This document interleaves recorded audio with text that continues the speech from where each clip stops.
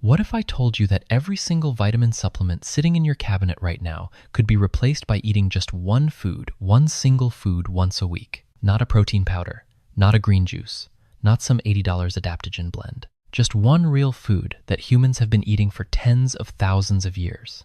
And today on MediMint Health, I'm going to show you exactly what that food is, what the USDA nutrient data actually says about it, and why your doctor probably hasn't recommended it yet. We'll reveal exactly what this food is in just a moment, but first, let me show you why supplements are failing you. Let's talk about the supplement illusion. Right now, the US supplement industry is worth more than $50 billion annually. $50 billion. That is an almost incomprehensible amount of money being spent every single year on pills, powders, and capsules. And according to the National Institutes of Health, roughly 50% of American adults take at least one dietary supplement daily. Half the country. Every single morning, millions of people are cracking open pill bottles, shaking out capsules, and washing them down with water, convinced they're covering their nutritional bases. But here's the problem. Despite all of that spending, micronutrient deficiencies are not going away. They're rampant. Iron deficiency affects approximately 10 million Americans. Vitamin B12 deficiency impacts up to 15% of the population, and that number climbs significantly in adults over 60. Folate gaps remain stubbornly persistent in women of childbearing age, even decades after folic acid was added to the food supply. So we're spending $50 billion a year, and people are still deficient. Something isn't adding up. And here is where it gets really interesting and honestly, a little uncomfortable. The issue isn't just that people forget to take their supplements. The issue is bioavailability. That word simply means how much of a nutrient does your body actually absorb and use versus how much just passes through you. And synthetic vitamins, the kind in most supplements, have a serious bioavailability problem. Let me give you some specific examples. Take iron. The form of iron in most supplements is called ferrous sulfate. It's cheap, it's widely used, and its absorption rate in the human gut sits somewhere between 2 and 20%. That's a massive range. And for many people, it lands on the lower end. Plus, ferrous sulfate is notorious for causing gastrointestinal distress, constipation, cramping, nausea. You pay for the supplement, you feel awful taking it, and your body absorbs a fraction of what's on the label. Now compare that to heme iron, the type found in animal foods. Heme iron is absorbed at a rate of 15 to 35%, and it doesn't tear up your digestive system in the process. That's not a minor difference. That's a completely different experience for your body. Or take folate. Most supplements and fortified foods contain folic acid, the synthetic form. But folic acid and natural food folate follow different metabolic pathways. And here's something that most people don't know. A meaningful portion of the population carries a genetic variant called MTHFR, a mutation that impairs the body's ability to convert synthetic folic acid into the active form it can actually use. If you have that variant and you're taking standard folic acid supplements, you may be getting far less benefit than the label implies. And zinc. Cheap multivitamins often contain zinc oxide, one of the lowest bioavailability forms of zinc available. You're essentially paying for something your body can barely use. So here's what's actually happening. You're spending money every single month. You're swallowing pills every single morning. And your body may be absorbing a fraction, sometimes a small fraction, of what that label claims. That's the supplement illusion. It looks like health.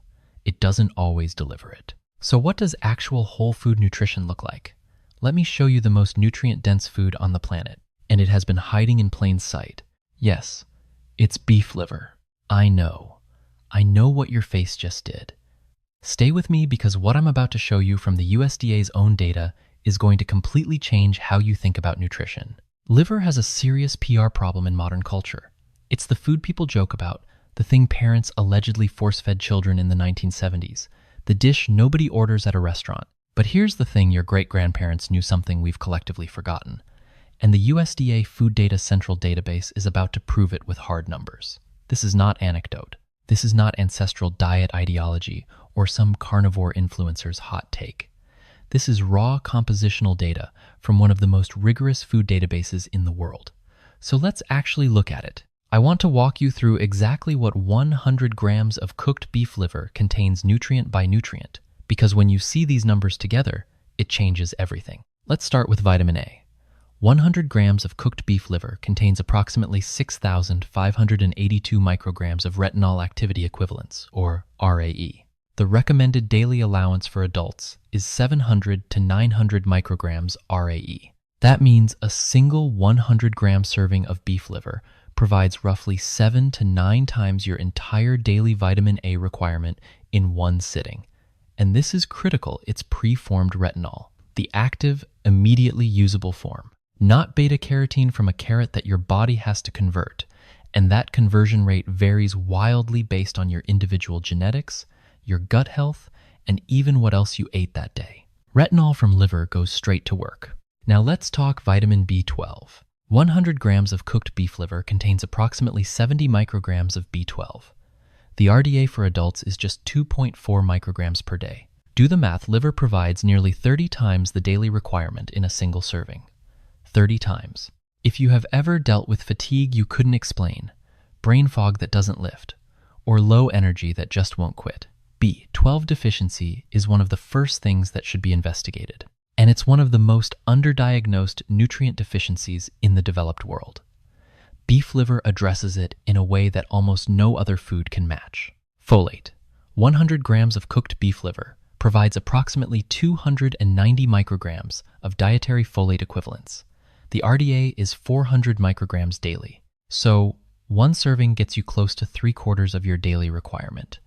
And this is natural food folate, not synthetic folic acid. For anyone with the MTHFR variant I mentioned earlier, this distinction is not trivial. It could be the difference between actually meeting your folate needs and just going through the motions. Iron. Beef liver contains approximately 5 to 6 milligrams of heme iron per 100 grams. Remember what I said about heme iron absorption, 15 to 35%. Compare that to the ferrous sulfate in your iron supplement with its 2 to 20% absorption and its track record of digestive misery. For anyone dealing with iron deficiency anemia, this comparison is not subtle. This is a meaningful clinical difference. Copper. This one surprises almost everyone. Beef liver is the single richest known dietary source of copper, containing approximately 9.8 milligrams per 100 grams. The RDA for copper is just 0.9 milligrams. That means liver provides over 10 times your daily copper requirement in one serving. Why does this matter? Copper is essential for collagen synthesis. Your skin, joints, and connective tissue depend on it. Copper is critical for proper iron metabolism. Without adequate copper, your body struggles to actually use the iron you consume. And copper plays a fundamental role in neurological function. Yet copper is almost never discussed in mainstream supplement conversations. Almost nobody is talking about copper deficiency, and almost nobody is eating beef liver anymore. These facts are related. Zinc, approximately 4 to 5 milligrams per 100 grams, and it's highly bioavailable. Bound in the heme matrix rather than sitting in an oxide compound your gut can barely recognize. Riboflavin, that's vitamin B2, approximately 3 milligrams per 100 grams. The RDA is 1.1 to 1.3 milligrams. Liver also delivers meaningful amounts of vitamin B6, pantothenic acid, that's B5 phosphorus, and selenium. Let that sink in for a moment. 100 grams of beef liver eaten just once a week covers your foundational micronutrient needs across 8 essential vitamins and minerals, in their most bioavailable forms, sourced from real food that your body recognizes and knows how to process. There is no supplement stack that does this with the same efficiency. Not one. Now let's talk about how to actually eat it, because I know some of you are already mentally checking out, and I get it. So let me make this as practical as possible. The evidence-based sweet spot is 100 grams per week, roughly 3.5 ounces. Picture a deck of playing cards. That's your portion. That's all you need. Not every day, once a week. This is important. The 100-gram weekly recommendation exists to deliver the benefits while keeping you well within safe ranges for vitamin A intake. We'll come back to why that ceiling matters in a moment. So, how do you actually make liver taste good? There's a technique, and it makes an enormous difference. First, the soak. Before you cook raw liver, submerge it in whole milk or cold water with a splash of lemon juice. Leave it for 30 to 60 minutes in the refrigerator. What this does is draw out blood and a significant amount of the strong mineral compounds that create that intense, off-putting flavor most people associate with liver. This step alone transforms the experience. After soaking, pat it completely dry. Heat a cast iron pan to medium-high. Add butter or ghee. Sear the liver 3 to 4 minutes per side. That's it. Do not overcook it. Overcooked liver turns grainy, bitter, and chalky, and that texture is what most people remember from a bad childhood experience. You're aiming for an internal temperature of 160 degrees Fahrenheit for food safety, but you want to pull it right as it hits that mark. Pink in the center is fine gray all the way through means you've gone too far. For flavor, caramelized onions are non-negotiable. Their sweetness perfectly counterbalances the richness of the liver. Add garlic, fresh thyme, a splash of Worcestershire sauce, even a few strips of crispy bacon on the side. These pairings don't mask the liver, they complete it. Not ready for beef liver yet? Start with chicken liver. The nutrient profile is nearly identical, and the flavor is significantly milder. It's a legitimate entry point. Or try liver pate blend cooked liver with butter, garlic, and herbs until completely smooth and spreadable. Put it on toasted sourdough. The texture issue disappears entirely, and you can find quality pate in most well-stocked grocery stores. Though reading labels matters, look for minimal additives. For those who genuinely cannot tolerate the taste in any format, there are freeze-dried beef liver capsules available. They preserve the nutrient profile reasonably well. I prefer whole food always, but I'd rather you get the nutrition in capsule form than not at all. On sourcing, opt for grass-fed beef liver where you can find it. Higher omega-3 content, better overall nutrient density, and typically better flavor. You'll find it at butcher shops, Whole Foods, and increasingly at mainstream grocery stores. And here's something the supplement industry doesn't want you focusing on. Liver is almost always one of the cheapest cuts at the butcher counter. We'll come back to the actual numbers on that. Now I want to take a step back and ask a deeper question. Why did we stop eating liver in the first place? Because this wasn't always a fringe food. Organ meats and liver in particular were prized throughout human history. Across cultures and continents, liver was given to warriors after a hunt, to pregnant women, to the elderly. It was considered medicinal food, not offal to be discarded. People understood intuitively long before nutrition science existed that this organ carried something special. The shift happened gradually after World War II. Industrial food production scaled up. Lean muscle meat became the cultural ideal, convenient, uniform, easy to market. Organ meats were pushed to the margins. And then in the 1970s and 1980s, the cholesterol panic hit. Saturated fat and dietary cholesterol became public health enemy number one. Organ meats got swept up in that panic and never really recovered, even as the science became far more nuanced. Because here's what the updated research actually tells us. Dietary cholesterol from whole foods has a much more complicated relationship with blood cholesterol than the old guidelines suggested. Beef liver does contain roughly 275 milligrams of cholesterol per 100 grams, but for the majority of healthy adults, dietary cholesterol from whole food sources does not translate directly and simply into cardiovascular risk. The context matters what you're eating it with, your overall dietary pattern, your individual metabolic response. Meanwhile, the supplement industry was rising in almost perfect parallel with the decline of organ meats. As we stopped eating the foods that naturally delivered concentrated micronutrients, the market filled the gap with synthetic alternatives. And we've been literally paying, hundreds of dollars a year for an inferior substitute ever since. There's something almost darkly funny about it. We took the most nutrient-dense food in the human dietary tradition, abandoned it for cultural and marketing reasons, then created a multi-billion-dollar industry to synthetically replicate what it gave us less effectively at far greater cost, and called it progress. Now, before you run out and buy a pound of liver, and I mean this seriously, there are some critical things you need to know, because responsible nutrition information means giving you the full picture. Most importantly, pregnant women. If you are pregnant or trying to conceive, please hear this clearly. Vitamin A toxicity is a genuine and serious concern during pregnancy. The form of vitamin A in liver preformed retinol is teratogenic at high doses, meaning it can cause birth defects. The UK's National Health Service and numerous international health bodies advise pregnant women to avoid liver and all liver products entirely during pregnancy. Even the 100-gram weekly serving that is appropriate for healthy non-pregnant adults may exceed safe vitamin A thresholds for someone who is pregnant. This is not a gray area.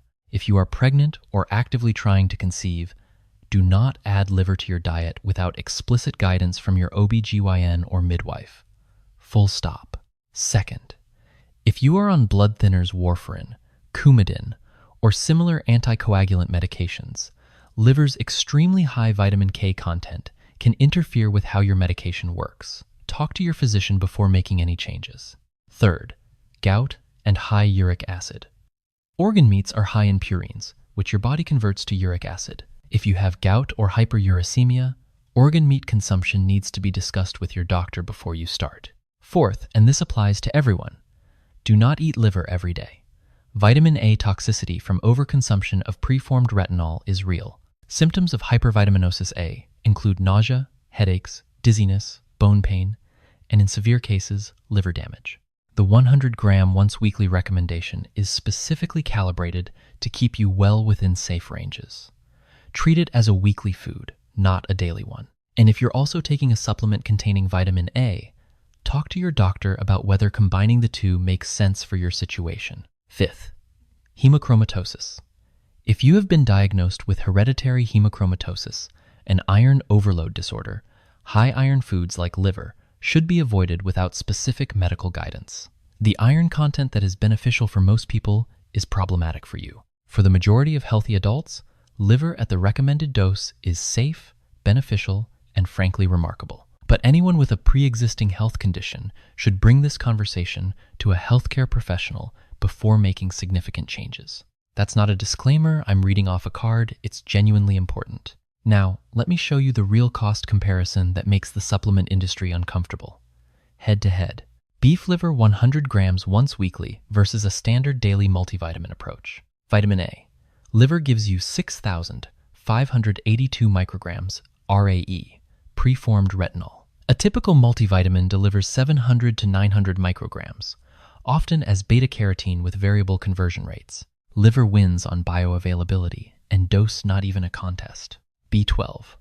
Liver gives you approximately 70 micrograms, 30 times the RDA. A standard multivitamin gives you 2.4 to 6 micrograms with absorption that varies based on gut health and intrinsic factor. Liver wins significantly. Folate. Liver delivers natural food folate that works for everyone, including MTHFR variants. Most supplements deliver synthetic folic acid. Liver wins, especially for those with genetic sensitivity. Iron. Heme iron from liver absorbs at 15 to 35% with no GI side effects. Ferrous sulfate from iron supplements absorbs at 2 to 20% and commonly causes constipation and cramping. Liver wins, and it's not close. Now the cost. 100 grams of grass-fed beef liver runs approximately $1 to $3 depending on your source. Call it $2 on average. That's your weekly investment. 52 weeks in a year, that's roughly $100 to $150 annually, being generous. Now price out a monthly supplement stack that meaningfully covers vitamin A, B12, folate, iron, copper, and zinc in quality bioavailable forms. You're looking at $30 to $80 per month. Annually, that's $360 to almost $1,000 for results that are, by the evidence, inferior to whole food nutrition. Nature already built the multivitamin. It just looks a lot less appealing than a capsule in a bright label. So, what do you actually do with all of this? Here is your practical action plan for this week. Step 1, if beef liver feels like too big a jump, start with chicken liver. Same nutrient profile, milder flavor, lower intimidation factor. Step 2, try liver pate first.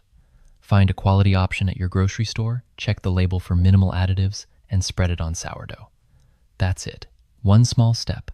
Step 3, when you're ready for beef liver, use the milk soak method and the caramelized onion preparation we walked through. Commit to not overcooking it. Step 4, put it on your calendar. Seriously, Sunday liver and onions is a legitimate weekly meal planning strategy. Treat it like a micronutrient appointment you keep with yourself. Step 5, after 4 to 6 weeks, consider asking your doctor for a blood panel. Check your ferritin, your B12, your folate levels. Let the data show you what's actually changing. You don't have to throw out every supplement you own overnight. A gradual transition is completely fine. The core shift in thinking is this: whole food nutrition is your foundation, and supplements fill specific gaps rather than build the base. That reframe alone is worth something.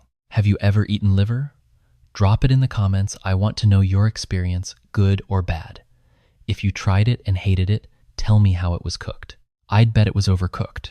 And if you're going to try it this week, say so. Accountability in the comments is real. Let's bring this together. 1. Beef liver is the most nutrient-dense whole food in the USDA FoodData Central database. That's not opinion, it's compositional data. 2. 100 grams per week delivers therapeutic levels of vitamin A, B12, folate, heme iron, copper, zinc, and riboflavin in their most bioavailable forms. 3. Synthetic supplements frequently fail on bioavailability. The form of the nutrient matters as much as the dose. 4.